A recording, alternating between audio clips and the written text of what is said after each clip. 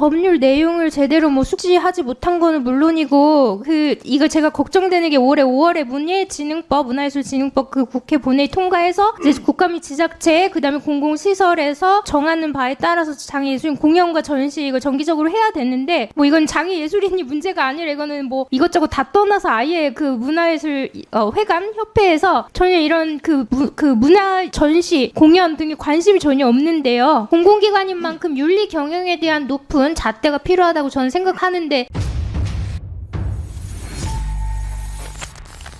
네, 예술경영지원센터 문영호 대표님 계시죠? 네, 센터 예술 분야 창업 지원 사업을 하고 계신데요. 취지가 예술 분야 지속 가능한 기업 발굴 확대로 예술 기업 창업할 때 사업 자금 및 교육 컨설팅을 지원하고 계십니다만 예술 분야 창업 지원 사업이 예술 전문 기업들에게 진입 장벽이 굉장히 높다는 민원이 제기가 되고 있어요, 저에게. 그래서 알아보니까 이 경영 실적 위주라는 말이 있어서 좀 확인을 해보니까 2020년부터 심사 기준에서 예술 관련 배점이 1차는 100점 만점에 20점밖에 안 되고요. 2차는 아예 없어요.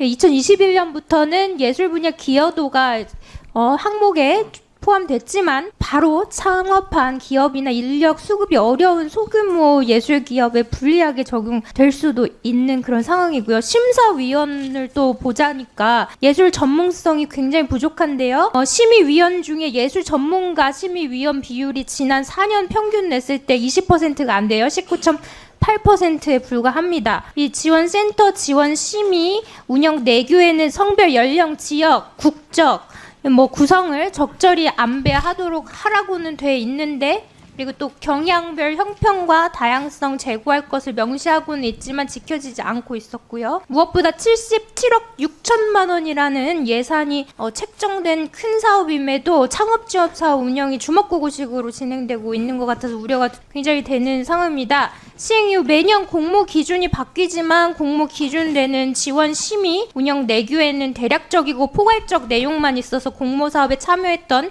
예술기업이 대비할 수 없는 상황이라고 하고 기준이 모호한 탓에 사업 결과에 대해서 불신의 목소리도 있는 상황인데 아시고 계십니까?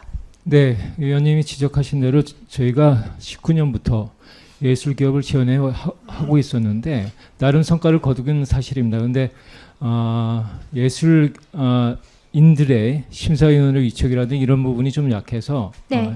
말씀 주신 대로 배점도 늘리셔야 될 것 배점 같아요. 부분도 그렇고 해서 최근에 23년 추가 공모 시부터 저희가 좀 그런 부분을 보완을 하고 내년부터는 확대 개편할 계획으로 가지고 있습니다. 그 경영 윤리도 좀 보셨으면 좋겠는데 아시는지 모르겠어요. 2020년하고 21년 예술 분야 창업 지원 받은 기업입니다. 3,700과 5천만 원의 지원을 받았어요. 근데 그 A 기업이 2021년 채용 직원에 의한 갑질, 그다음에 부당 해고 등 사회적 무리를 빚었어요. 아시고 계셨어요? 모르셨어요? 네, 보고를 받았습니다. 네, 2022년에는 다행히 안 됐는데 2023년에 또 됐어요. 이거 아세요? 그거는 제가 좀 추가로 모르세요? 확인해 보겠습니다. 확인해 주시고요. 공공기관인 만큼 윤리 경영에 대한 높은 잣대가 필요하다고 저는 생각하는데 동의하십니까? 예, 기본적으로 동의합니다.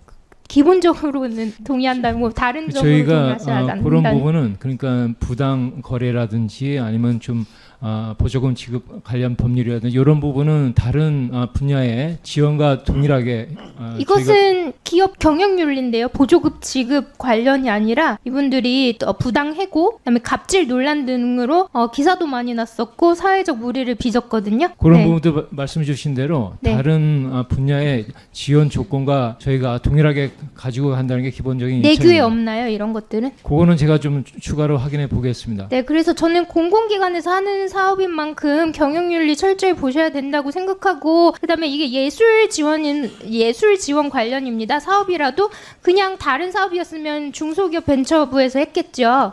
그렇겠죠? 네. 그래서 그 예술인 기업에 장벽이 되지 않도록 공모 결도 의구심 갖지 않도록 체계적인 운영과 내규 심사 기준 등 정비해서 의원실로 보고해 주시기 바라고, 또한 말씀드렸던 대로 윤리 경영에 대한 기준 새롭게 해서 공정하고 투명한 사업 운영될 수 있도록 함께 그 계획도 좀 저희 보고 부탁드리겠습니다. 그렇게 해주시겠습니까?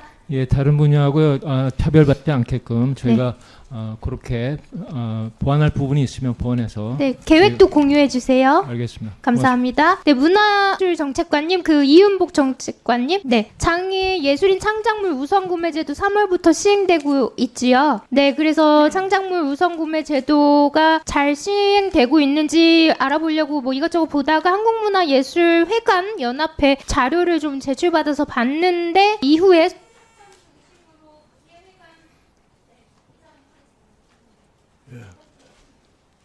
그래서 계속 하겠습니다. 그래서 문예회관 평균 장애인 공연 대관 비율이 살짝 오르긴 했습니다. 5.19%로 증가했는데 전시 대관 비율 2022년 1.29%에서 2%로 증가했습니다. 아직 시행 뭐 얼마 되지 않아서 변화를 크게 확인할 수는 없었지만 자료 확인 결과 전국 문예회관 225곳 중에 80여 개의 문예회관에서만 답변을 받았어요. 그래서 제대로 된 정보가 취합되지 않고 있는데요. 전국 문예회관이 제대로 활성화되지 않아서 공연이나 전시가 단 한 건도 이루어지지 않은 회관도 있어요. 이거는 장애 예술인만 말씀드리는 게 아니라 이거 한 건도 안 하는 문예회관 이게 뭔가요? 왜 있죠? 이거 이래도 되는 건가요?